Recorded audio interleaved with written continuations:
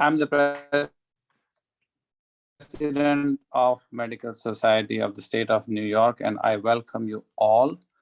I am also proud to be participating with American Medical Association IMG section, and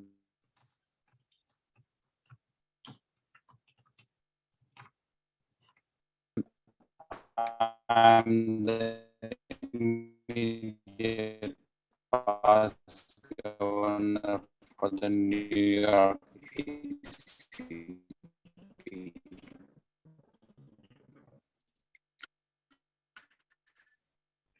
I'm very proud of you, all of you, for what you have done so far, your hard work, and you are looking for getting into the residency. You are our future.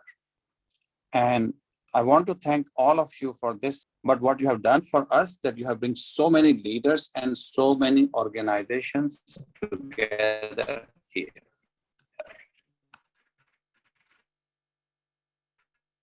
Raquel, do you have my presentation? If you can put it together, it will be easier and faster. So the number of organizations which joined today, just to make sure that we are here to help you at every single step.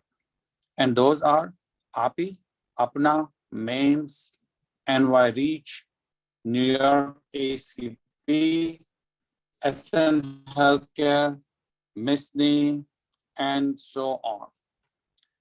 Just remember, and AMA, MSSNY, ACP, API, APPNA, every the names which you'll be listening are here for you. The leaders who are of this organization, only few of them who really work hard behind the scene include Dr. Sumir Sahgal, who is NYACP governor, Pandya, Vinny Jayam, Jamshed Namira, and Michael. When I started, I said that I don't need you, we can handle it. When the response came in, it was just unbelievable. Okay, I hear that you cannot hear me well. I'll try to change the headphones also. The only other thing I'll say that our next program, we will try to make sure that you will be getting the information. You can download app called MSSNY Pulse. That's a weekly newsletter, as well as it is available on the Pulse. So, Dr. Mehta, I'm just sharing your presentation right now on the screen. It's called MSSNY Pulse. Our future programs will be how to give interview, what the program director is looking into you, how to be the best. Super. Perfect. That is fantastic.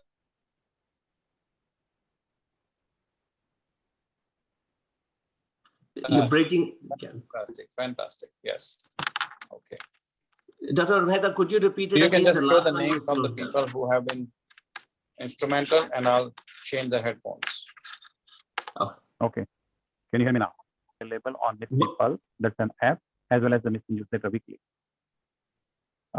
We will be having the future program on how to give interview, what the program directors are looking into it, and in the skill. Later on, we'll talk about the scholarly activity observation program. Next slide, please. The one which you are going to listen today is the best in my mind in the entire world. Is Dr. Peterson. I worked with him, and I'll cut his introduction short for the time, whatever we have lost in the beginning. He has made so many careers and so many lives. When he touches somebody's personal statement, it's a Midas touch and it turns into the gold, and people get their residency and fellowship. So that is the goal today, at least to talk to you about the principle. I'll show you 2 more slides and I'll pass it on to the few of the other leaders, and we'll try to keep our comments brief. So when you're writing your personal statement, next slide, please, you're trying to inform, influence, and inspire. Next slide, please. One more. Oh, One more. Keep going down.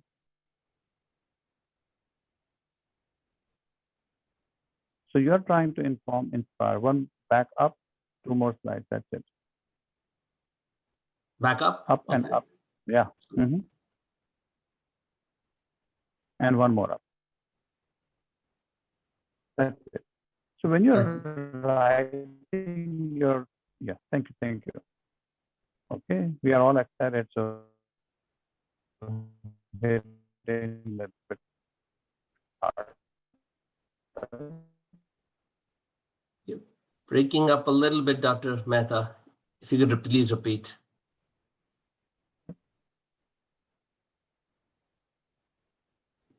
What we are trying to say is that who you are, what you have to offer, and what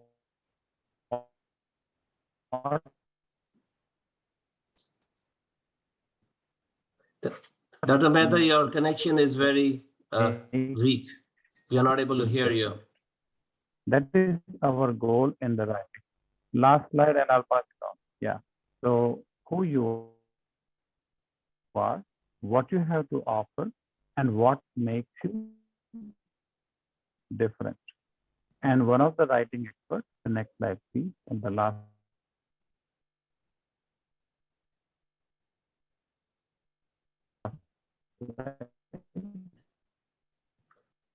Can't hear you well, Dr. Mehta.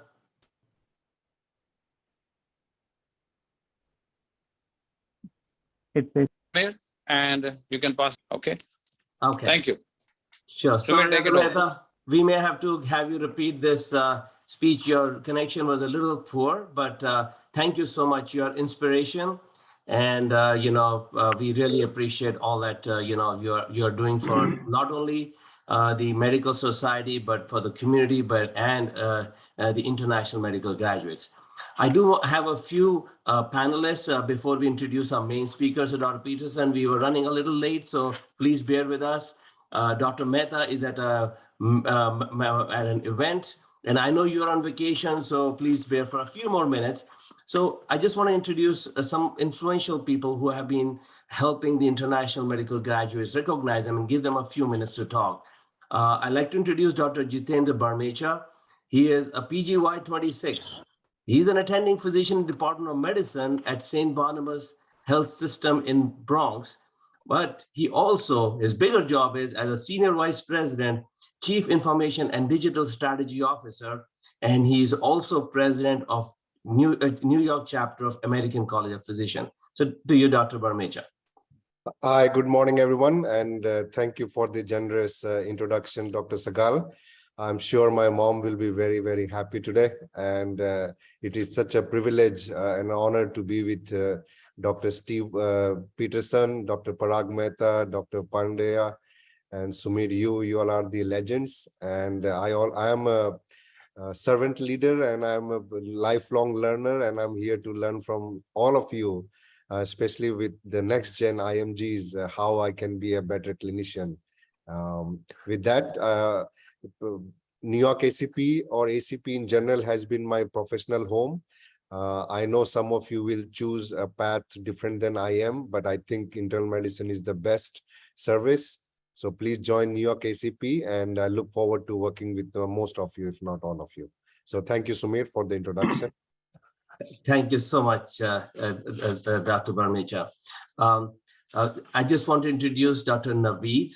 Dr. Sadiq Naveed is an associate professor of psychiatry at University of Connecticut and Quinnipiac University in Connecticut. He's assuming the role of psychiatry program director at Eastern Health Connecticut Network from September of this year. He's a child, adolescent, and adult psychiatrist who has completed NPH and an infant parental mental health fellowship. Dr. Naveed has authored over 100 publications, written 2 chapters, and presented at national and international conferences. He is recognized as a distinguished fellow at the American Academy of Child and Adolescent Psychiatry. He currently serves as a chair of the American Academy of Child and Adolescent Psychiatry. So Dr. Naveed. Hi, I'm really excited to be here. Just one correction, I'm chair of APPNA, so which is Association of Pakistani Physicians of North American Descent. I'm excited to learn from all of you. Sorry, I'm on call, so I'm sort of in between hospitals. I will be here for question and answer session and happy to add things and learn from all of you. Thank you. Thank you, Dr. Naveed. Next, we have Dr. Himanshu Pandya. He's a board certified internist with practice in Queens, Long Island, and Brooklyn. He's a board of director at New York City Health and Hospital Corporation, which is the NYCHHC Gotham Health, the largest public health system in the United States. He's also past chair of the American Association of Physicians of Indian Origin, also known as AAPI. He chaired the Academic and Research Committee and is currently chair of the Mentorship Committee of AAPI-QLI, Queens, Long Island. He's also a he was also board of director at SNAP, Services for Adult Person, and SNAP delivers 2,700 hot meals under the program Meals on Wheels every month in Queens. Dr. Pandya has been honored by Hofstra University as part of the Suburban Diversity Program in November 2017. Dr. Pandya.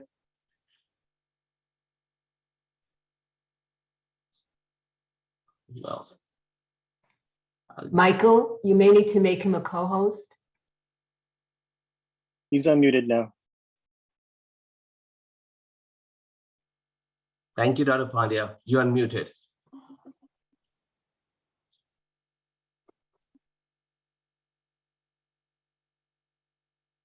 Well, we'll just, while he's having some technical difficulties, I will skip Dr. Pandya for now and have come back to him after then.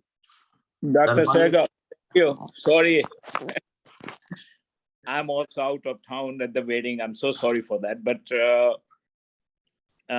thank you so much for the introduction. And I would like to thank Dr. Mehta for making this happen and Dr. Sahgal for arranging this one.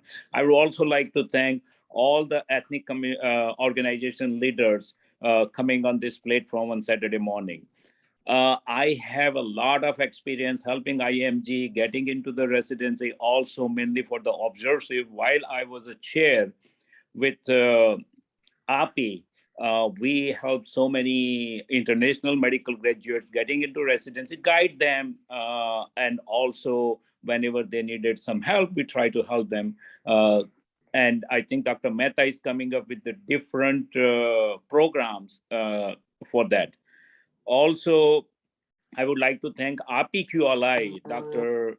Jayam and Dr. Gupta for giving me this opportunity, and I'm representing AAPI-QLI. It's AAPI of Queens and Long Island with more than 1,000 physicians.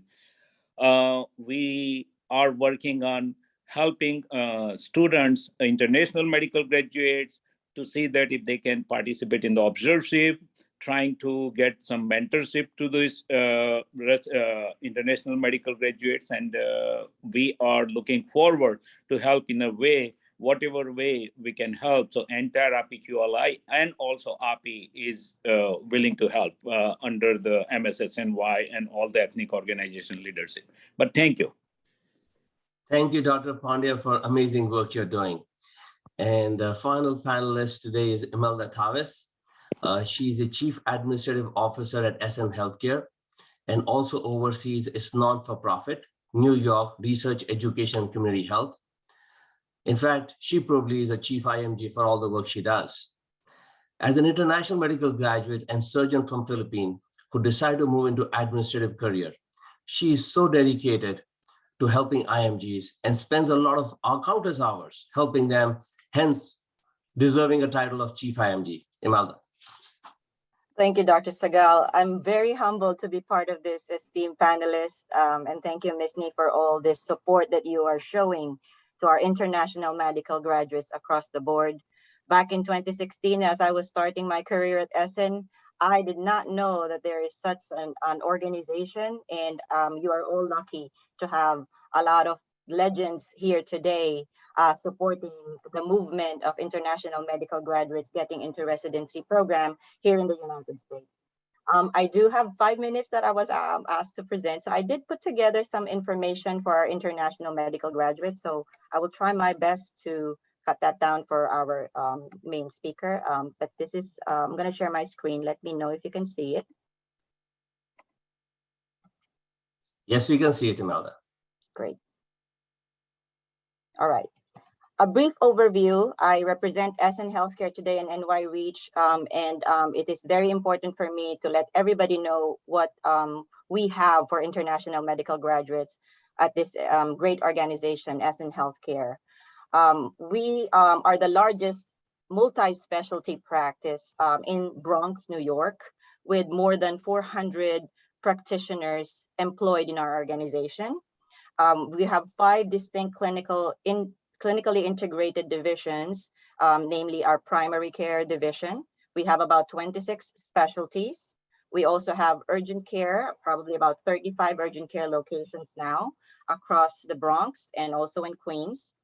We have about 45 nursing home facilities where we provide medical staffing to, and also our house call program, which is the largest house call program who sees patients in the home for elderly population. We are also the largest care management agency in the state of New York. So not just providing clinical services, but here at SN, you will learn how to address social determinants of health, which is now the main focus of US healthcare system. How they can decrease the cost of healthcare is through addressing the social determinants of health. And this is through our health home program, where we have close to 9,000 members with chronic conditions that need addressing the social determinants of health.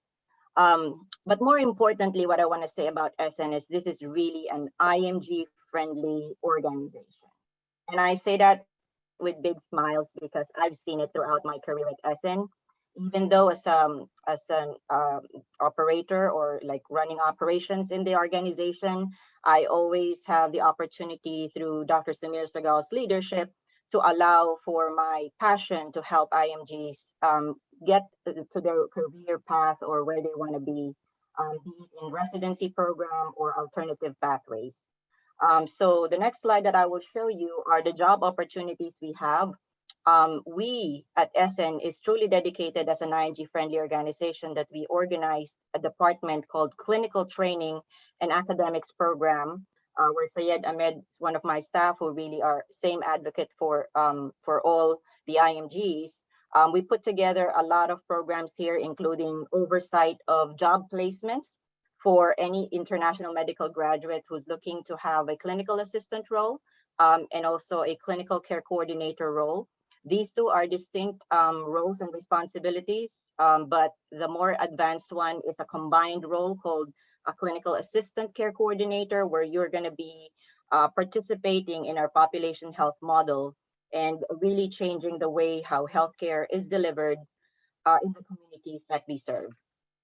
So as you go and join SN, there are career development opportunities like a residency preparation program, where as you're working as a medical scribe, you're learning a lot of techniques to actually speak to patients through our care coordination program, as well as get a knowledge of how US healthcare system is by being getting the practical knowledge in operations as you join our teams.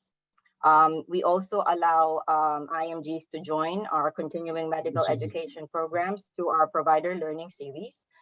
We also have research data analyst program and a competitive limited permit program for those that are ECFMG certified and have excellent clinical acumen could apply. All these activities, you know, some of you may get 3 months in and then you can be lucky to get into the residency program. But historically, SN have seen every year we are able to put in 30 residents coming from our clinical training and academics program. So that's really something to say from our historical work at for the international medical graduates. If you are not ready yet or lucky enough to get into the program, we do have alternative pathways where you can still practice medicine through our medical graduate to nurse practitioner program. And if clinical is not something you want to pursue in the future, you can also join our administrative master's program and professional certification. Lastly, we do have volunteer opportunity partnership with NYREACH that I will speak a little bit more for just one more minute.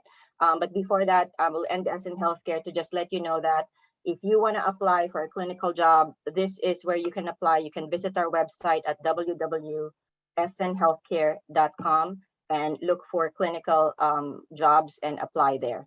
You can also contact our academics division at the number below and the email below, or scan this QR code. We can post this in the chat or distribute it later.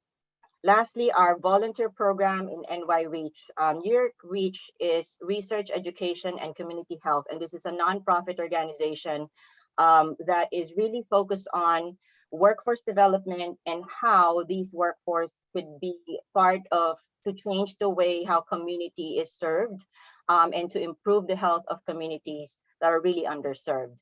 So we do have a volunteer program, and it's open to all, including non-US residents.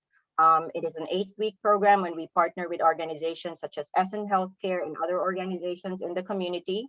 And you will be able to get experience participating in community outreach programs and some of the household homebound programs and future programs. And I will wrap up my presentation. I know I went too fast there, Dr. Sahgal. But lastly, if you want to get additional updates on future IMG events, we do have a link for you here. We will share this as well and a QR code. Sign up on our listserv and you'll be able to get future IMG opportunity events that you can join and network with esteemed people as well, like this. Thank you so much.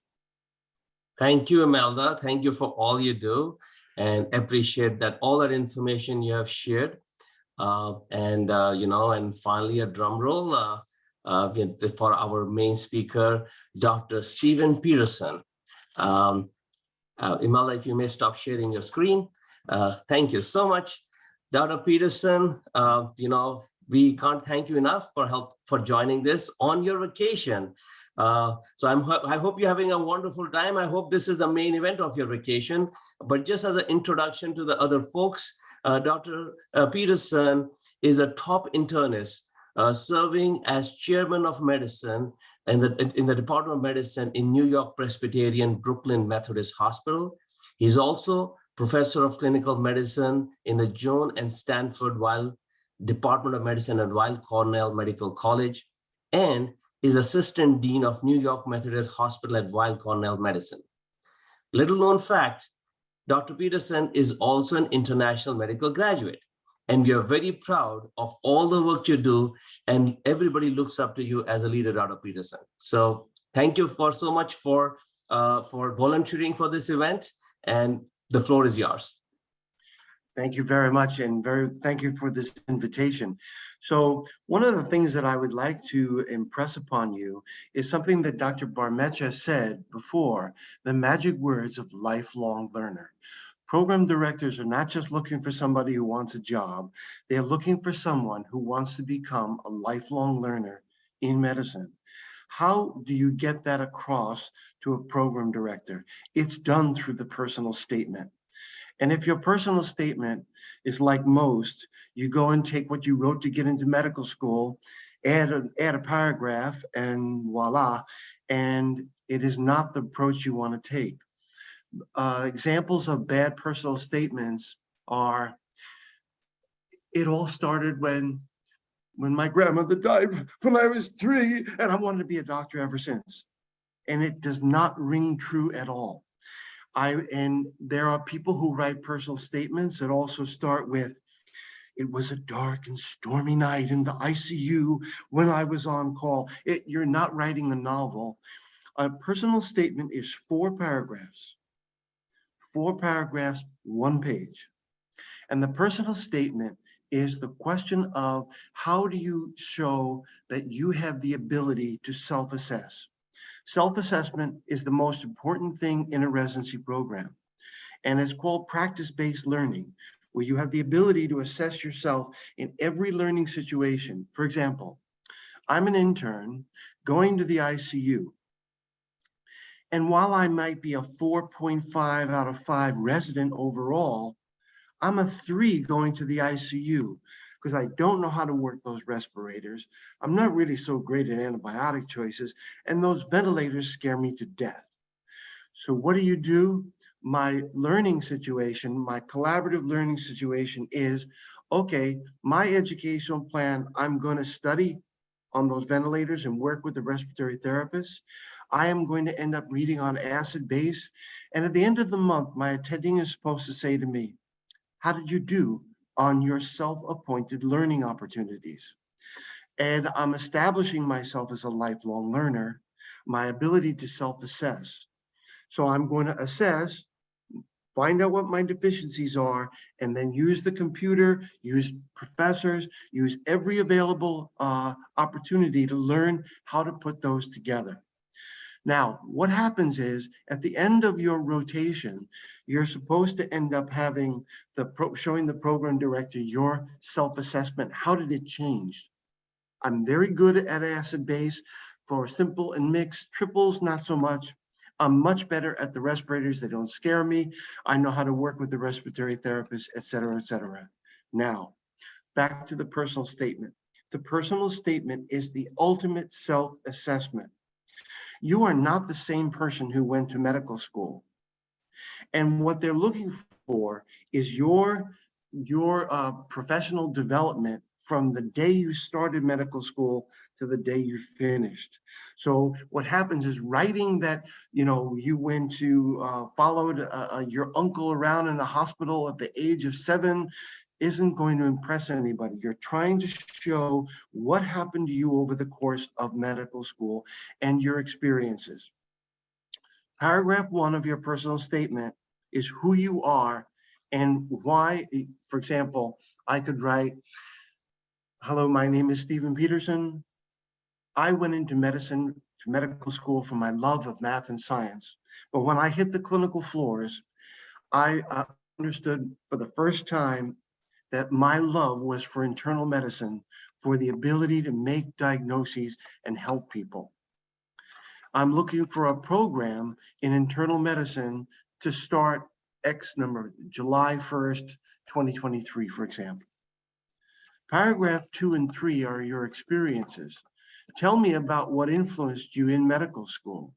For example, I was rotating in the ICU and I was helping a resident stabilize a 37-year-old woman who was in ARDS, intubated, medically stable on one pressor, oxygenating well as she was intubated on 60% FiO2 oxygen. And even though she was considered medically stable, I saw nothing in her eyes but fear. I watched an attending by the name of the attending of your choice. I'll use Dr. Parag Mehta. Walk in and sit at the bedside and hold the hand of the patient and the hand of the spouse in the other. And before he even opened his mouth to introduce himself, I watched that fear dissipate. And I understood for the first time that the art and science of medicine was demonstrated in front of me. I decided that day I want to be one of those physicians. Paragraph 3 is another medical story. It can be any number of your stories. I was on call in the emergency room when a STEMI came in, and I was eager to participate with the cardiology fellow and the interventional cardiologist in addressing the STEMI in the cath lab. I watched a patient in cardiogenic shock, and I watched this interventional attending put in a balloon pump and open up the Widowmaker in the left anterior descending. And I saw this patient 2 days later in the ICU with return of function, pinked up, and feeling fantastic with minimal myocardial damage. I realize in these stories that the ultimate is that I'm looking for a program that emphasizes medical knowledge, clinical skills, compassionate professional attitudes, and compassionate behaviors.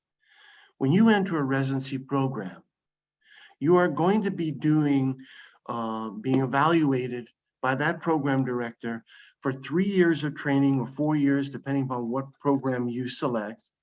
But if you select internal medicine, it's 3 years.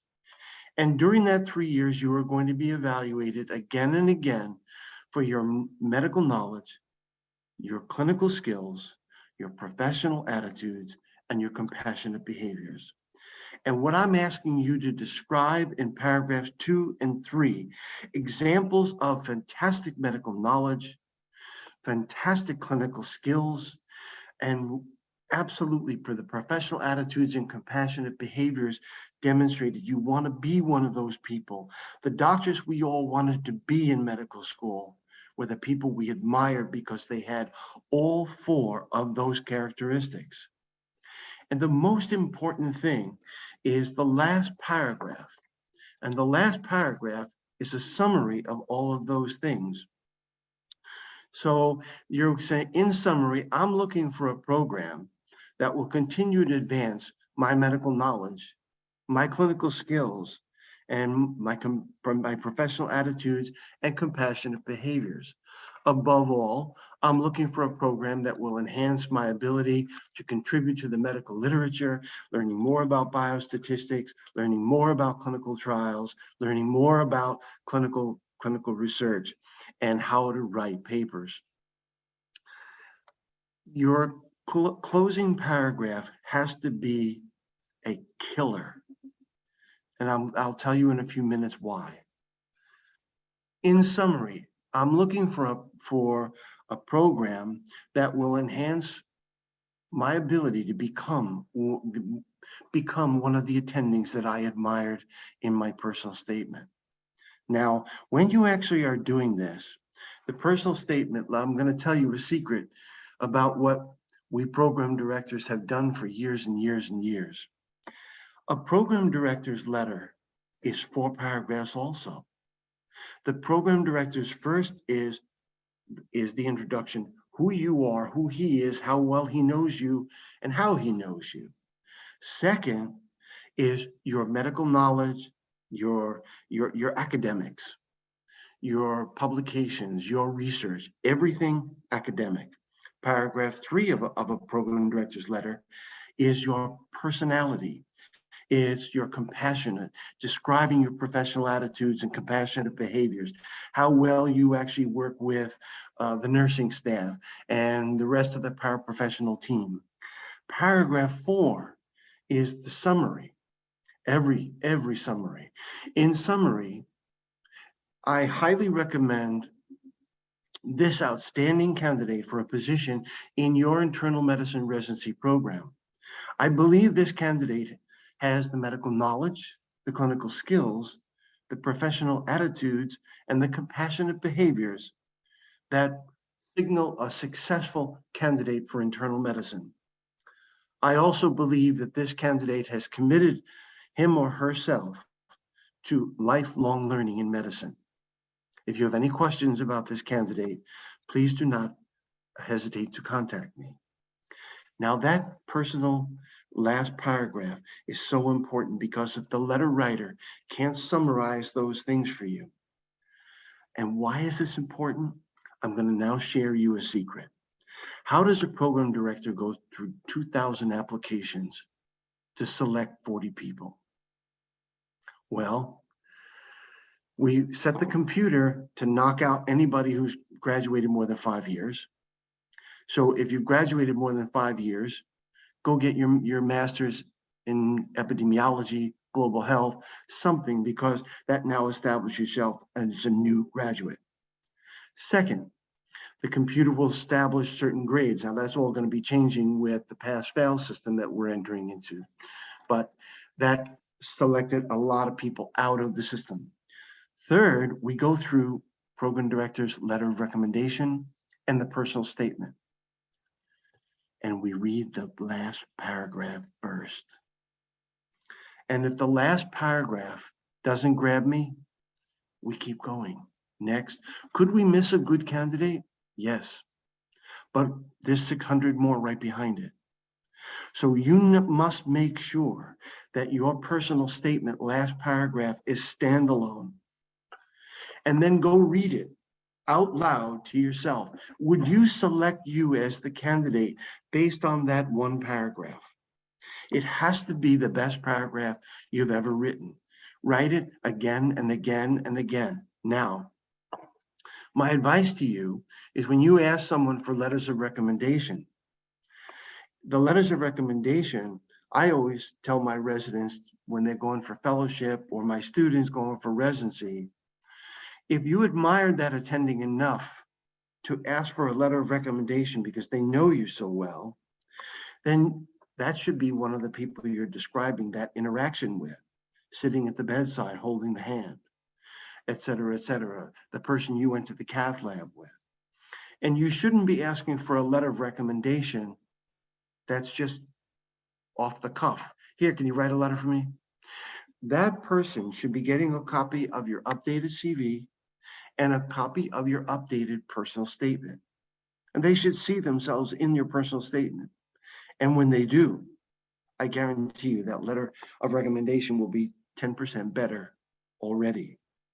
So when you're writing people to ask them for this letter, you want to make sure that all of this all comes together. Now, when you write 3 letters of recommendation for somebody, the faculty know the best students and the worst. So when you actually have somebody writing a letter, the 3 letters should look like they're talking about the same person. So the 3 letters of recommendation should be, they sound like they're all, how do they converge? How do they come together?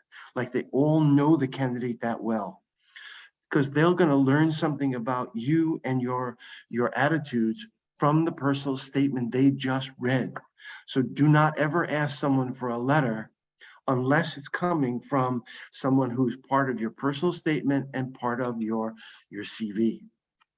Now, as you're actually asking these people to write these letters and it's all coming together, then you end up looking at making sure that your CV is one thing that knocks somebody out of the park, is actually publications, posters, abstracts, and if you have publications, peer-reviewed publications on PubMed, etc. So if you have publications, abstracts, posters, oral presentations, and you list them all together and then list 2 posters, it will knock you right out of contention. And I'll tell you why. Because people think it's academic insincerity, maybe even dishonesty. Because if you've got 2 posters listed under posters, by putting publications, abstracts, posters, or they're not stupid. So do not lump them together. They're all separate categories. If you have only one category, list it. If you're doing currently a research project, list it. But one of the things that will happen is sometimes you're listing in the person in their CV. Let's see, they'll be impressed that I'm doing all this research. I'll list 7 research things that I'm working on or have worked on. And then they're going to look at your publications. If you have 7 research projects and none of them translated into a poster presentation, an abstract, or a full-length publication, they're gonna think that you're just making it up. So be very careful how you put that together. So that being said, now, one of the most important things that you look for in the whole application process is the marriage of your personal statement, your CV, and the application process. So let me go back now to your personal statement. The personal statement, paragraph 1, who you are, your evolution and what you're looking for. Paragraph 2 and 3 are your stories of what has happened to you in medicine. How has this shaped you? How has medical school changed you? And how has it made you desire to become this lifelong learner? And what you're doing is, in a personal statement, for people who write, well, I'm really smart, I am so hardworking, and my God, I'm the most compassionate person you'll probably ever meet. they're going to think that you're either one of those people or you're bipolar. So it's a danger to go right in those, in that vein. So how do you get across what your values are? You admire it in other people. You admire the medical knowledge. You admire the clinical skills. You admire the compassionate behaviors sitting at the bedside. You admire all of these, and it might be in one person. And when you think about it, we all want to end up having that person's medical knowledge and that person's clinical skills. I want to end up having that person's ability to communicate with patients. All of that, when you admire it, I'm going to have a window into your soul. I'm going to know who you are. I'm going to know what you value. And those are the two stories. In summary, I'm looking for a program that will continue to enhance my ability with medical knowledge, clinical skills, professional attitudes, and compassionate behaviors. They're going to suddenly realize how the evaluation process is done. I'm looking for a program that will continue to enhance these skills. I'm looking for a program that will end up continuing me on my journey as a lifelong learner. It is my hope that one day I will be a fraction of the attendings that I have admired for you in this personal statement. What'll happen is your last paragraph is a killer closing to tell somebody why they should pick you, why you are special. And it's not because you're telling them what you are, you're telling them what you want to become.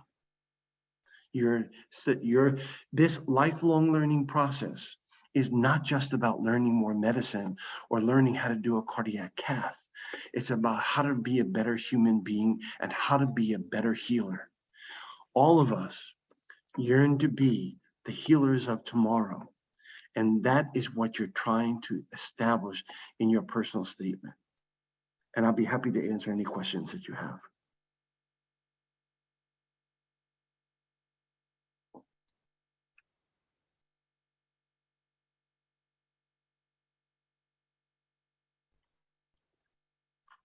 Dr. Sahgal, maybe I put everyone to sleep. No, not a we are watching the chat, and it is just amazing. A lot of questions, but not specifically directed towards personal statement. But Dr. Peterson, you see so many. I see a hand, but I don't have the ability. Punky, is there a question? Hold on. Yes, I have a question, if I may ask. Sure.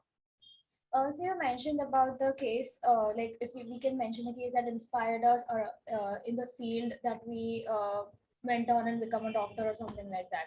Instead of a medical case, can we mention something else in our real life experience that made us want to become a doctor? No, does it have to be limited to a medical case or something like that? Can it be another life experience that can inspire us to want to become a doctor or want to become a certain kind of a doctor? Yes, you can, but what'll happen is that you're taking a risk when you start talking about something that influenced you many, many years ago. For example, I've decided I want to be a breast cancer surgeon because, God forbid, my mother died of breast cancer when I was 5 years old, and that shaped my life. You're not showing your evolution as a human being from the start of medical school to today. This personal statement, yes, it's about who you are, but if you want to use a personal experience, what will happen is that you could use it as an example. You give an example of something happened today and then relate it to an experience you had when you were 5, etc. But what happened, you don't want to end up making this personal statement sound like it's the one you got into medical school with. And that's the danger, because when they think you're just doctoring up the personal statement from medical school, that is not the lifelong learner. That's the same resident who's going to copy somebody else's note, taking shortcuts. We're never looking for residents who are shortcut takers. We're looking for people who know who they are today compared to even so much as 1 year ago. And as long as you can establish that, go for it. Great. Thank you, Dr. Stevenson. We have a few hands being raised. So just for housekeeping, the protocol is you all are muted. I have Michael helping to coordinate. So as you raise your hand, I will call your name and Michael will unmute you and you will ask your questions. So the next question goes to Hannah Killian. I think it just got fixed, but I wanted to see if we could turn back on the messages. I think that's why nobody could type in a question. So I just want to make sure people had the opportunity to ask those questions. So thank you. Sure, thank you so much. So So thank you, Hannah. We have Gifty Mensa, who's raised her hand.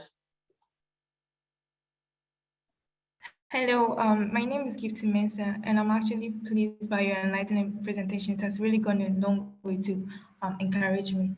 I would like to know whether it's advisable to include certain limitations you do have or certain limitations you faced during your journey in medical school.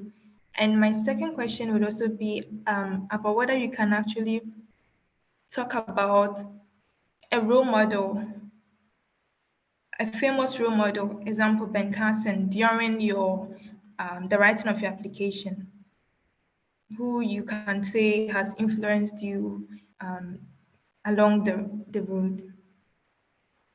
I didn't get the first question, but for the second one, yes, people you can talk about people who influenced you, but it's not as powerful in a personal statement as your journey in medicine. Now, what'll happen is that you could describe, if you wanted to kind of use something, you could end up talking about, for example, a patient that you saw in the hospital, or somebody that you were part of the diagnostic team, and how grateful that patient was, and how that influenced you. But what'll happen is that if it's something that influenced you even to become a doctor, we know that you want to become a doctor. You just finished medical school. So again, going back, it's you will be have a much more powerful personal statement talking about your evolution over the last 4 years of medical school. To be able to do that, it's very difficult. And we all want to go back and describe something emotional, and because it's moving and it's terrific, but it doesn't describe your evolution for 4 years of medical school. A lot happened in 4 years, and you're trying to capture your journey, because you're not the same person who started medical school. And what program directors want to know is, what changed you? How did you evolve? How did you mature in medicine? And how is that affecting your choices of residency program? For example, someone wrote here, there's a variation of diagnostic medicine, pathology, diagnostic radiology. Absolutely, but the most important things is that it's still medical knowledge and clinical skills. You go and look at a difference between, I'll never forget somebody looking at calcification of the lungs and was talking about the differential diagnosis that was 15 things, and you go like, wow. I mean, we all learn from each other. We're a collaborative team. Doctors, nurses, you're a respiratory therapist, but your radiologist, your pathologist, all of this is the sharing of knowledge, skills, and attitudes. We all kind of sidle up to the people that we admire the most, and we admire them for the same capabilities of the surgeon, the internist, et cetera, et cetera.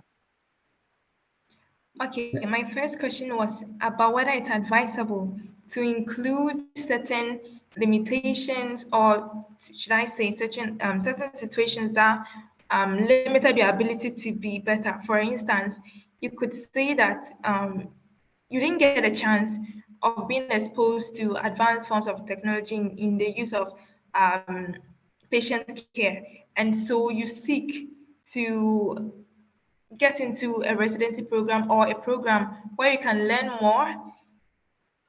Yeah, You can learn more. Yeah. It's a double-edged sword though, because what'll happen is the minute you start making excuses, it looks like you're making excuses for not being the candidate that they're looking for. So I wouldn't do it. You know, I had one resident this year who was applying for pulmonary critical care and was trying to describe his evolution from beginning to end and talked about his first night on call in the ICU. It was a busy night in the ICU and I was terrified on my first night. I'm going, keep that out of there. No, the bottom line, we're all scared that first night of the ICU, but don't say it. Everything is about making sure that you're putting yourself in the best light, but more importantly, make no excuses. You're looking to get better. So we should never ever talk about weaknesses in any way. It should always be strength. The bottom line is you're just looking for a program that will enhance the 4 categories that I've mentioned 50 times already. Okay, thank you. Dr. Peterson, before I call the next candidate, you mentioned something very interesting which came up, that if somebody is a graduate for more than 5 years, doing a master's in epidemiology, public health, does it help with skipping this 5 years mark? Yes, because what happens is that if you graduated last year with your MPH, what will happen is you're essentially a new graduate. You're bringing different skills. And so what happens is you want to end up having finished something within the last 5 years. And if it's not medical school, it should be an advanced degree. In fact, if for example, supposing that your USMLE scores are just weak, how do you overcome it? You can't really go take it again. It is what it is. So then I advise people, go back and get your master's in either global health or epidemiology and do it at a medical school. It might be more expensive, but what happens is you get to pick a project when you go to do your clinical research project in epidemiology. For example, I sent a resident, a student of ours from, it was an international graduate from Ross University Medical School in Dominica, West Indies. And I suggested then with his weak scores that he go back and do his MPH in epidemiology at Downstate. We're in Brooklyn. So he went to Downstate Medical School, did his MPH, got it. And when he went to do his clinical project, he went to the Department of Medicine.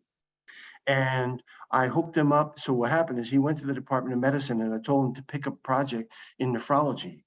And because the chair of medicine was a nephrologist.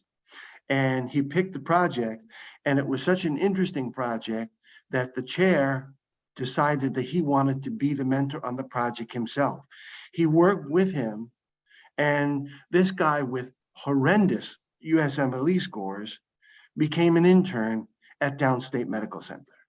So it's important that if you just go and do an MPH anywhere, what you're trying to do is don't pick the best medical school, pick a weaker one, because your chances of getting into their program then just get enhanced. That is a tremendous advice. I know a couple of our panelists have raised their hand. Before I come to them, I just want to take a couple of other candidates, if you don't mind. The next one is Ibrahim Kirit. Hi, everyone. Sumir wanted to mention something. Thank you so much, Dr. Peterson, for this wonderful presentation. Ibrahim, if you don't mind holding on, Dr. Jamshed had a question. Yes. It's not a question, actually. Thank you, Dr. Peterson. I just wanted to point out for everyone that there are that our international medical graduates from some countries go right into medical school after high school, technically. We are, in some ways, 4 years behind and playing catch up. Age, maturity, how the development takes place. Some of those aspects are different. And sometimes we are actually doing things that American medical graduates are doing in pre-med to get into med school. So I think I wanted to make sure that we understand that when we are writing personal statements, that some of the experiences that IMGs describe from those countries are much nearer to them than they are from students who may have gone through 4 years of undergrad and then 4 years of med school. And, if just giving a perspective in that regards, Dr. Peterson. And yeah, I mean, that's an important point. But one of the things that happens is a program director is trying to decide if somebody's out for 5 years and they've worked in this office, that office, it may be valuable clinical experience. What they're worried about is that they've started to forget their medical knowledge. And if the scores on the USMLE are off the charts, okay, we've established that. But sometimes people aren't the best test takers and the scores are like in between. And is the program director going to take a chance? They could end up finding a real gem of a real gem that just needs to be polished. But will they take a chance? The answer is usually no. Is that fair? No. But you know what? This is the reality that we're facing. So you want to try and end up making sure you're the best candidate you possibly can be. Absolutely. Thank you, Dr. Peterson. Dr. Jamshed, thank you for the comment. Dr. Naveed, you had a quick comment? Yeah, so, I did MPH. It costs roughly about $30,000-$40,000 to do MPH. So I think the most important thing that you can do is talk to a mentor and see what is it that you can do to improve your resume. Not everyone needs another master's degree. You can gain additional research knowledge. So talk to people like Dr. Peterson or people who have done this and advise people many times. What happens is in ERAs, there is a category of year of graduation. So when you're putting for year of graduation, you are putting actually the year or time when you graduated from medical school. And that's what it goes to the program data. And that's how your application will be filtered out. So I will suggest you talking to a mentor first and getting advice. How can you improve your resume, and then applying on that, and then maybe writing to program directors ahead of the time that you have done this, but you don't meet the year of graduation cut off. So in this way, they can look at your application when ERA season is there. Yeah, fair point. Because I think some students actually enhance their application by actually working in a research lab. The problem is that if they don't put your name on the paper when you did all that work, it becomes a self-defeating prophecy. So you want to kind of talk to students who've rotated through that lab. What was their experience? Did they get on the paper, et cetera, and make sure that you're able, if selected for interview, you're able to talk about that research project in a very meaningful way. Sure. Just jumping, I think Ibrahim Kirit, we kind of cut you off a little bit, but sure, go ahead. Thank you so much. And thank you, Dr. Peterson, for this amazing presentation. I just wanted to ask you if you could share with us the materials you explained, if there is a presentation or something like that, and your LinkedIn account address if possible. Thank you so much. Yes, I'm on LinkedIn, but I don't even know what the yeah, Parag, if he just puts my name in LinkedIn, it should come up, right? Yes. Yeah, they can search. Yeah, they can search with your name. Yeah. Okay. So thank you, Ibrahim. Next is Srijana Uprethi. Thank you for the presentation. I am Jana, just Jana for short, and I have a question. I'm one of those students who went to medical school immediately after my high school, but then I completed my residency in emergency medicine and general practice immediately after 5.5 years of my med school. But in the process, I did not score pretty well on my steps because I was doing two things at the time. And is there a way that I could write that down in the personal statement about why I was underprepared, and I admitted, but if I could mention anywhere in the personal statement about my low scores and how I worked on it. And the other thing I also wanted to ask is, will the non-physician letter of recommendation also work? But of course, like in a clinical situation, we work in a team with different nurses, and a lot of people get to know your work, not just physician. And if it describes my character, my work ethics, if it could be from a nurse or some other people that I have worked closely with in a hospital, will that also be a good letter of recommendation? So two things. You know, that's a really good question, and I think it would establish who you are. The question from the program director would more likely be, is she not able to get an attending to write a letter of recommendation for her? So it's again a double-edged sword. So you know, the idea that you would get it from a nurse, it sounds perfectly reasonable to me, but I think the average program director would hold it against you. They'd assume that you'd asked an attending and the answer was no. I would certainly hope that you would get it from attendings. It's a safer route to go. Yeah. Thank you, Dr. Peterson. Next hand is from Shuhi Lorkowski. Hi, Dr. Peterson. Thank you for your presentation. I learned a lot. So I got a PhD after I finished my MD. That kind of like making my gap year longer. Should I definitely mention that in the personal statement, or it is like obvious from my CV? They can tell that one of the reasons. And the second question is, you mentioned that the last paragraph is important in the PS. So my current version, my PS is a couple lines longer than one page. So should I definitely cut that back down within one page? Thank you very much. Yes, you should try and get it on one page if you can. Second, they will see it from your CV, but what will happen is, remember, a program director is still going to try and select a candidate that is still going to be beneficial to them or their department. So, for example, if you end up looking at the program director, you know, it's very easy to see what they've done. Go on PubMed, for example. Program director, how many publications does this program director have, and what has he published on? And so, for example, if you were writing to a specific program you're trying to get into, the personal statement that I would close with is, it's my hope to continue doing either, whether it's clinical or basic science research, and I'm hoping that I would have the opportunity to work with you on X number of projects, particularly if that program director has his own lab.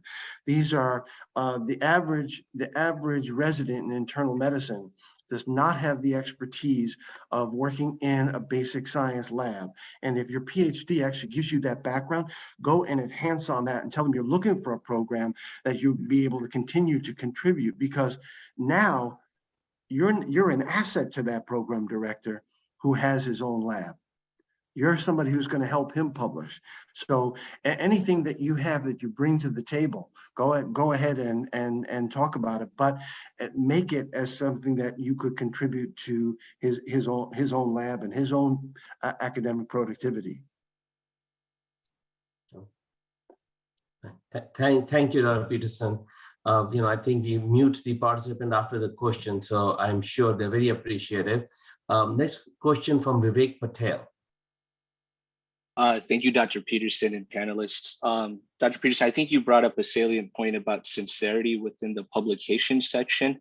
My question is, how important is a cohesive CV? Say you're applying to internal medicine, but you also had a vascular surgery case report or a qualitative public health project. Should you still list that?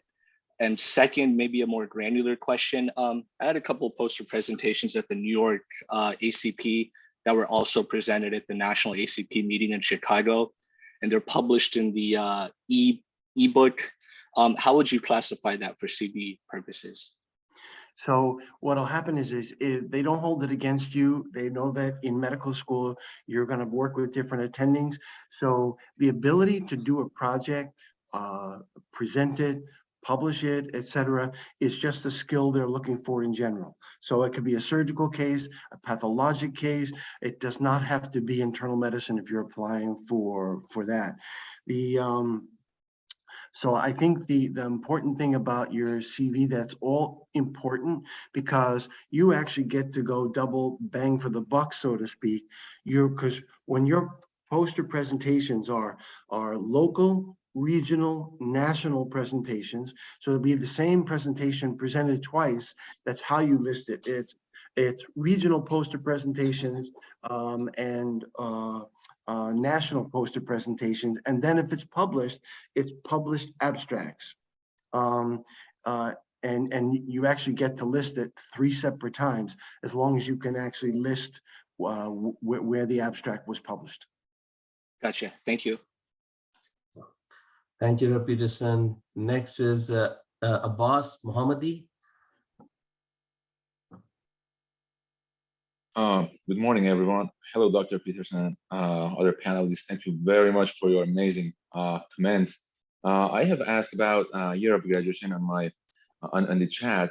So I think Dr. Sadiq responded that, but I want to be sure. So if we are all grad students, actually IMGs, and we have done a lot of research, and also, so I'm talking about in the US, the research and clinical shadowing in the US. And then you mentioned about filtering the applicants. So how can it be considered not to be filtered, or do you consider those as something that can cover that, because we have done a lot of research and also clinical observership in the US. And the next question is, you mentioned about program directors' recommendation letters.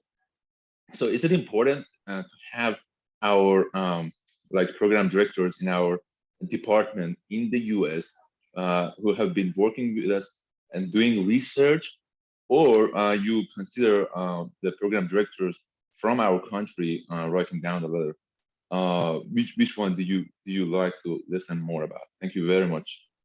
Sure. So what will happen is, in general, I would try and make sure that all of your letters were here from the United States.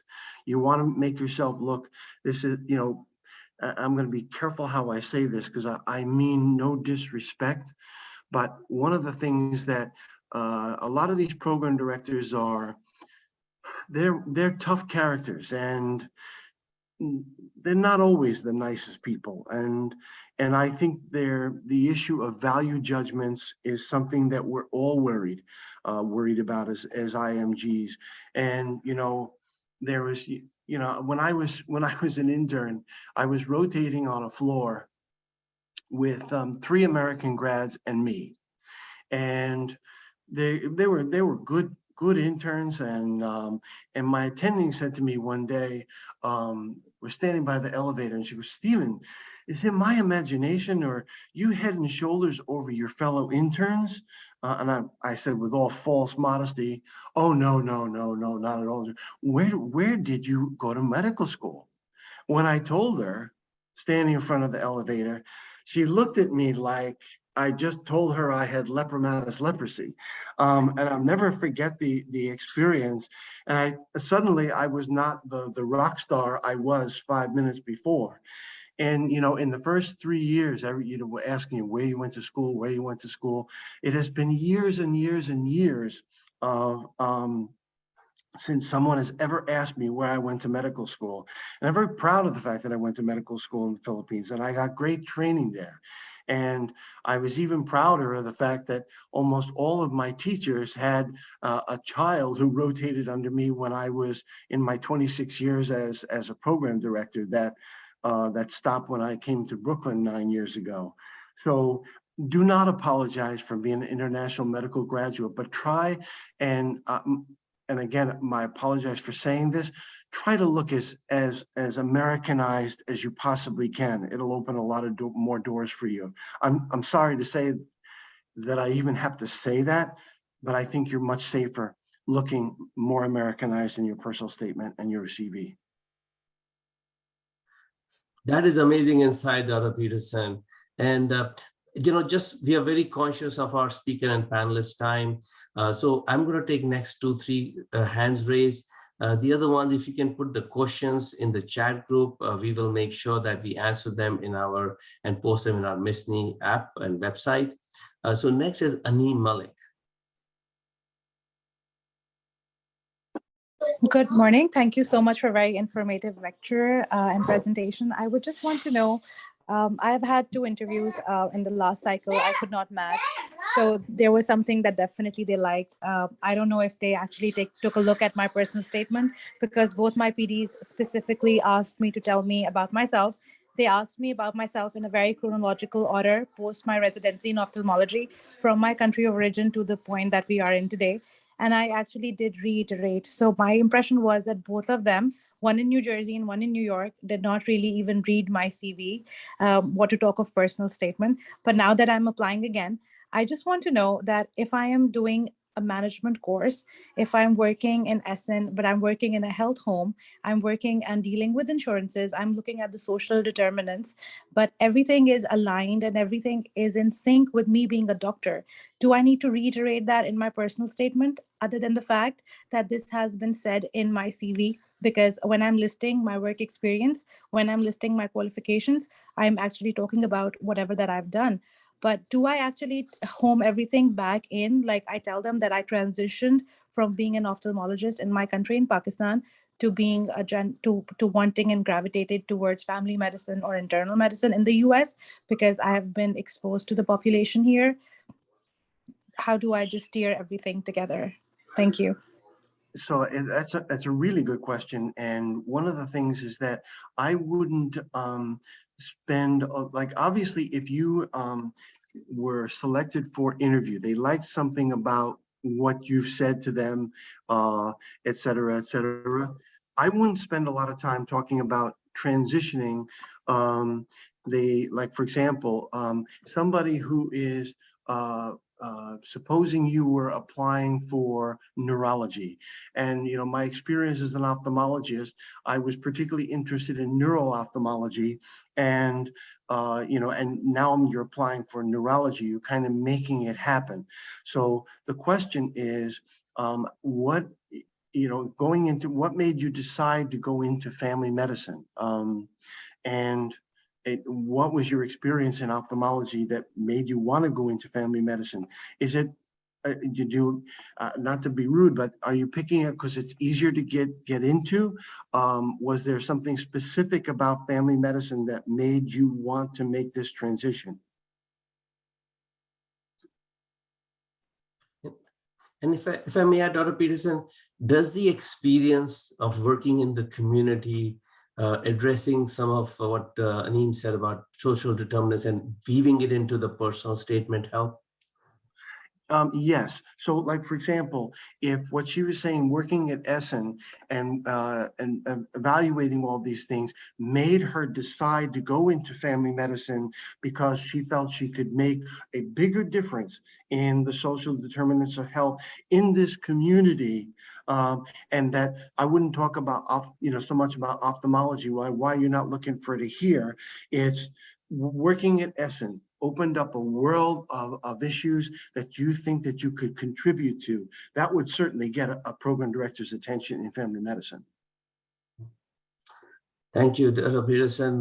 Next question from Mona Aswad.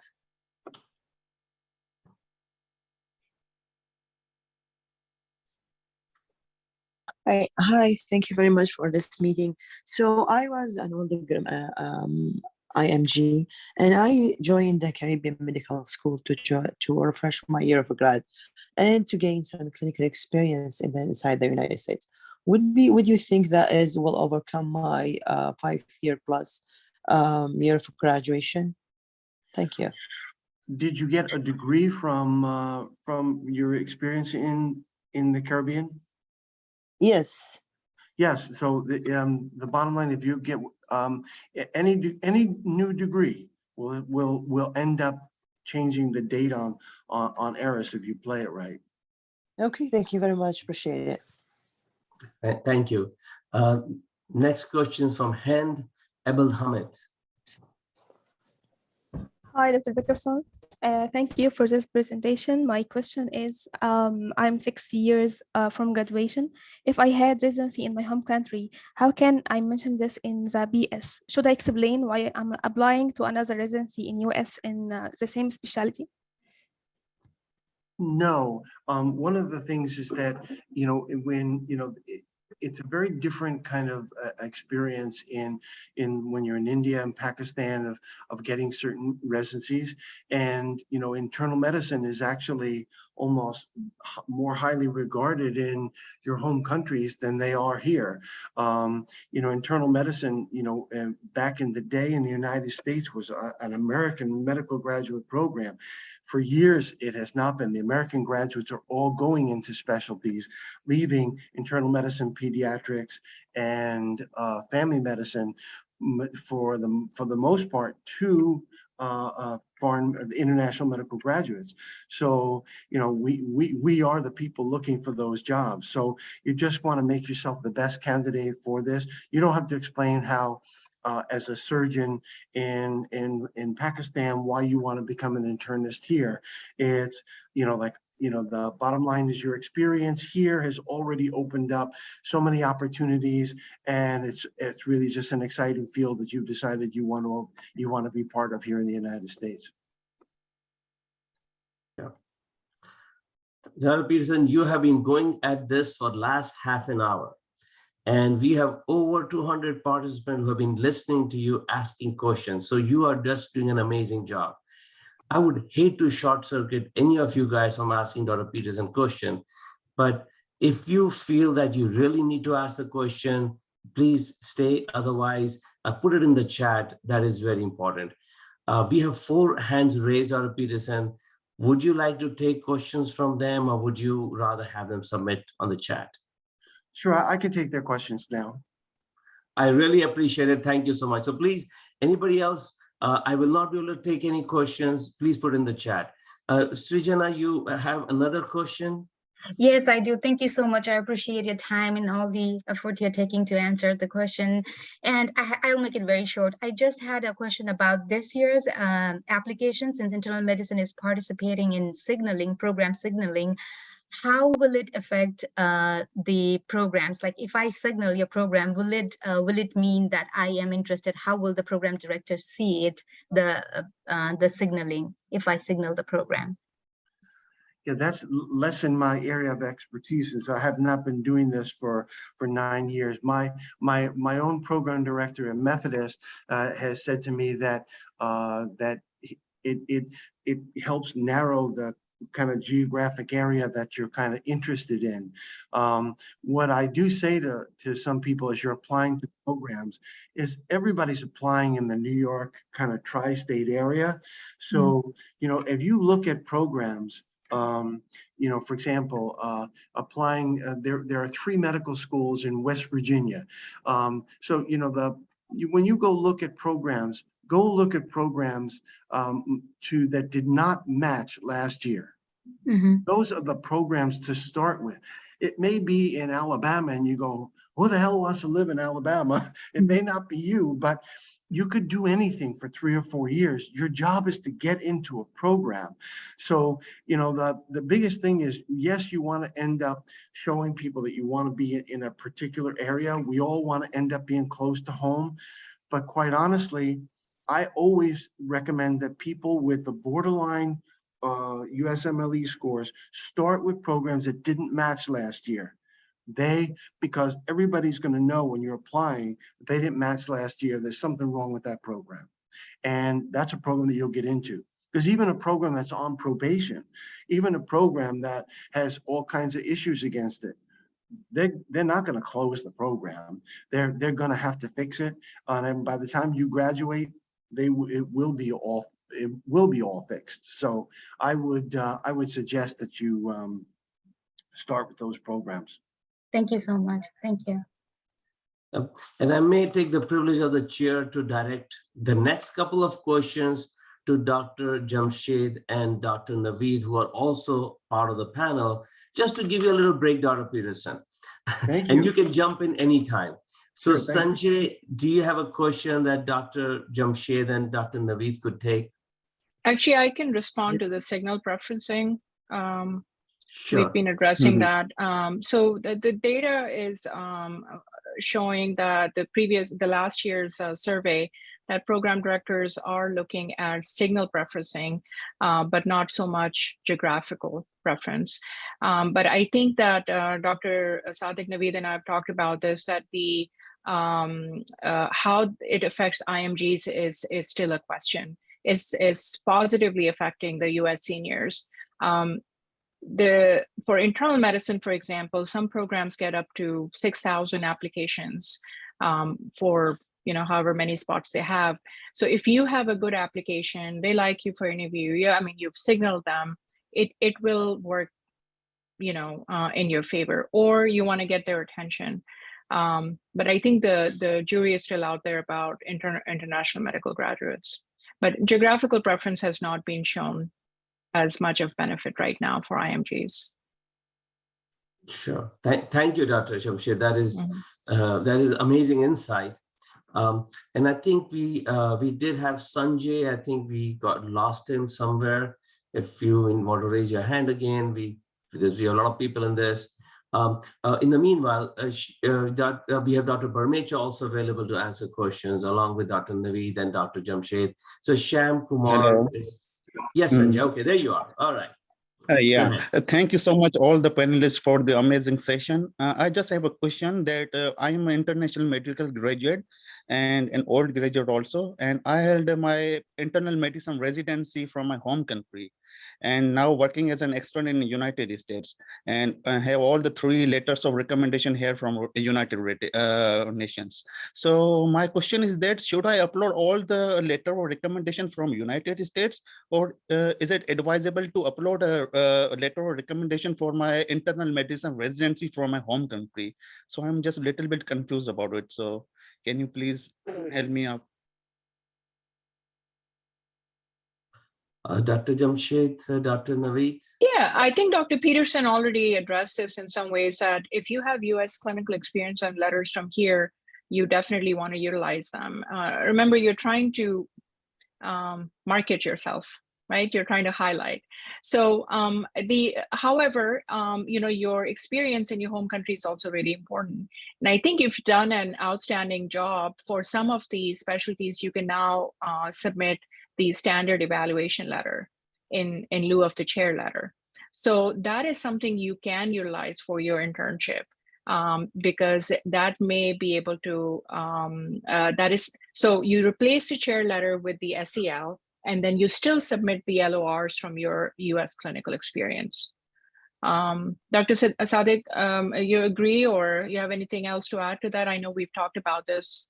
Yeah, so I would just say that I think it really depends on the length of experience that you have in home country. If you have 2 or 3 years of home country experience like residency, I want to know how you did in that residency, and I want to know it from your supervisor. So at least, upload that LOR. If you did spend only, 1 to 2 months, then I think it's inconsequential. In that case, I will. You're breaking up, Dr. Naveed. Attach all 4 letter of experience, 4 LORs important about that. Okay. Can you hear me now? Yes. Well, no. Okay, so I think it really depends on the length of experience. If you have significant length of experience at home country, let's say you did 2 or 4 years of home country residency, I will suggest uploading SEL or LOR depending on your specialty from that supervisor. Sure. Thank you, Dr. Naveed. So I'm going to have Dr. Peterson take the last question from Sham. But then we also have our panelists who are on camera, Dr. Jamshed, Dr. Naveed, and I just saw Dr. Barmecha. I would then, after Dr. Peterson, and they have gone over the questions, put their comments and thoughts but I can only take one more question. I can only take so much privilege for my executive chair I am, guys. So please put your questions or reach directly later on, as you know, all the panelists up here. So last question from Shyam Kumar. Yeah, thank you, Dr. Mehta and Dr. Peterson, for giving me an opportunity to speak up and ask questions. My question is about, as since you know that USMLE Step 1 has been turned into pass fail, and also Step 2 CS has been discontinued, and most of the IMGs are applying for this year into medicine residency as their OET pathway. So as you said, you will apply a filter based on year of graduation when you are going to offer an applicant an interview. So do you also consider these two options, like the person to have USMLE Step 1 pass and fail, and to have someone to have a stellar scores in Step 1, and also people who might have Step 2 CS, but a lot of candidates do not have that. So what is your opinion about that in this year's residency application? Thank you. Yeah, Dr. Sahgal, I'll refer that question to the program directors. I think they're better equipped to answer that one. Dr. Jamshed, Dr. Naveed. So none of us are program directors yet, but I think Dr. Jamshed is associate PD. I think, Sham, it really depends on the individual program criteria. So I will just urge you to look at the program criteria for each program, and don't apply blindly, but apply to the programs where they have criteria listed on the website, or you can ask from their program coordinator. Usually, program will have some sort of criteria. Most of the programs actually have around year of graduation, USMLE scores, or pass fail, or any attempts on the exam. So look at individual program criteria. And then follow Dr. Peterson's advice as well. You want to look for programs that, how they did last year. You can look at all that. Somebody asked the question, all that data is available on the NRMP website. So you may want to do some homework with that. Great. Dr. Sahgal, if I could just add one thing, not to that question, but if when you get an interview, one of the things that I coach our residents going for fellowship is that you, if you're going to a specific program, you're applying to a specific hospital, go look online who the faculty in the department are, and know the program director, the associate program directors. Go up on PubMed, find out what they've done. So, for example, when you're actually interviewing, you want to know, who are the main people that you're going to be interviewing with, because, and when you look at what they've done, you don't want to say, oh, what opportunities will I have for research in this program? Like, for example, Dr. Jamshed, I've noticed in your CV, you've done this. Well, I have an opportunity to work with you on this project, for example. That shows that you really are interested in the program. You've done your homework. Now, there's no way that you're going to remember everything about every person's CV. So what happened is when you're researching the program, take a little 5x7 card and write down the program director, the associate program director, write their names, what they've done, what their interest is, clinical research, basic science, whatever it is, and keep those cards in your pocket if you're doing an in-person interview. If you're doing online, keep the cards right next to you, because once you find out who you're interviewing with, whip out the card and sit in, take a quick glance, and you remembered everything about it. They're going to realize you did your homework, but they're also going to realize the resident who does their, or a student who does their research for interview is the same person who looks up everything, looks up every drug-drug interaction, looks up everything about a case. Those are the most reliable people. Show them that you're willing to do the work, even to prepare for an interview.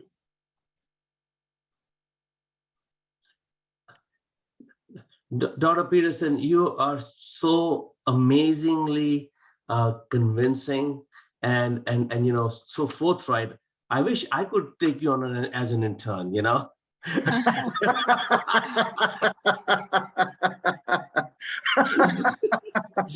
I wish we had more interns like you. That's what I mean.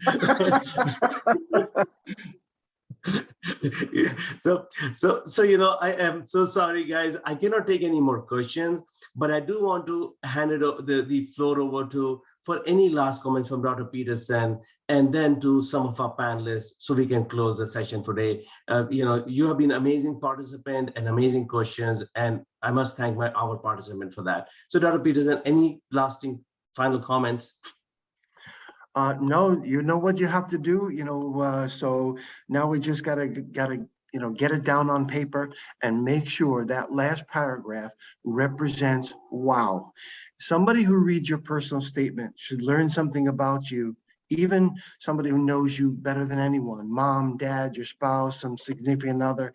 Someone who knows you should learn something about you in that personal statement. It should be that warm. It should be that important that somebody reads that. If you read it out loud, if it doesn't move you, it's not going to move anyone else. So you guys are all smart enough to be here. You're all doctors. Go do the homework and make sure that that personal statement is as beautiful and brilliant as you are yourself. Amazing pearls of wisdom, Dr. Peterson. Thank you. I just want to turn the floor over to Dr. Barmecha. You know, Steve, you are always amazing. I mean, every time I hear from you, I just like, I'm having goosebumps. So thank you so much for your inspirational. I still have to write a few more personal statements till I try, and I will make sure that the last paragraph is the key. As Sumir said, I am PGY 26, and but thank you all those who have joined us today. It was a very nice experience, and try to become a better storyteller. I mean, that's what I would say in the end. And thank you, Mizni, and thanks everybody for giving us the platform. Thank you, Dr. Barmecha. Dr. Naveed, I know you change your position and you're on call and you've taken precious time of this day from patient care. Thought from you? Can you hear me okay? It's a little cracked, but you know, can you hear me ahead, now? please. Yes, a little better. So I think, you know, we have pretty much covered a personal statement. There are a few things that, you know, I just wanted to add. You know, mention a case or life experience if it resonates with you, but it should be an impactful experience. And I think Dr. Patterson mentioned that, you know, something that happened 5 years ago when you were 5 probably really doesn't matter at this time. So how can you tie up to the present? That's what matters. You know, all of us has strengths and weaknesses. It's about, you know, being aware of your weaknesses and what are you doing to improve and work on them. That's what matters. All of us have, you know, weaknesses, red flags. Not every, you know, deficiency is a red flag. So talk to your mentors, know what is red flag. I'm from the group of people who believe that red flags should be mentioned if you were able to work on that and show your resilience. Match in general is a very anxiety provoking process. It brings up a lot of anxiety from very good candidates too. But just remember that you all have worked hard for this. You are all enough. Trust yourself, talk to your mentors, take good care of your mental health in next 3 to 4 months. And don't, you know, at any point, don't, you know, underestimate yourself. You are all good enough. Thank you, Dr. Naveed. Amazing insights. Dr. Jamshed. Thank you, Sumir. Dr. Peterson, thank you. Learned a lot. Our goal has always been for you all to understand that we have to narrow the gap between US seniors and IMGs. And the way you do that is start thinking about what is it that they're doing differently, whether it's in undergraduate or in med school, maybe even try to talk to some of them and see how close you can come to that. Use your experiences in your home country as a strength and figure out how that will fit in with the residency program and how that will bring diversity or something unique. And I know we don't like to want to say this, but really what you're doing is selling yourself, right? You have to market and highlight your strengths and why should I look at you and not somebody else. So if you do a personal statement that is similar to every other IMG, it's not going to be of, it's not going to be of interest to me. And we don't want to know why you went into med school. You already got into med school. We want to know what you did in med school. Like Dr. Peterson said, what is it that you did there and then beyond? So stop talking about, I woke up one day and saw so-and-so and this happened. Start with your medical school experience. Yeah. For me, even though the last paragraph is very important, for me, the first sentence is also very important. So if your first sentence is, when I was 5, I'm probably not even going to read your last paragraph, okay? But I have seen such amazing personal statements. But then I've also talked to IMGs who have had such amazing experiences, but they never talk about it. I have a medical student who has a blog, a food blog that she started in med school. And it took me an hour for her to get to tell me about it. I said, well, when were you going to tell me about the food blog? Why did you start it, right? She started it to relieve the stress and whatever else. What I'm trying to say is think beyond what you are thinking that there is no template. Somebody was asking us, there is no template, okay? Your personal statement should be so personal that nobody else can put your name on it, okay? Be curious during medical school, be curious during residency, try to figure out everything. If you have to Google it, okay? You have to learn, do your homework before your interview, before you apply, and I know many of you will shine. And as Dr. Sadiq also said, not every deficiency is a red flag. There are some deficiencies that actually make you stronger, okay? So good luck, and I know you all will do great. Thank you, Dr. Jamshed. Dr. Sadiq, sorry, been calling you Dr. Naveed. So Dr. Sadiq, thank you. Dr. Barmecha, always a pleasure, and thank you. But special thanks to Dr. Peterson for taking the time. I thank you on behalf of all international medical graduates here or who'll be watching an amazing pearls of wisdom. Thank you so much again. And we appreciate this meeting as the brainchild of Dr. Parag Mehta, who has brought us all together and is the president of MSSNY and is always thinking how to help everybody. So thank you, everybody. Thank you, Dr. Peterson. Have a good day. Thank you, everyone. Thanks. Take care. Take care, everybody, and best of luck. We'll see you at the next event. Take care. Bye-bye.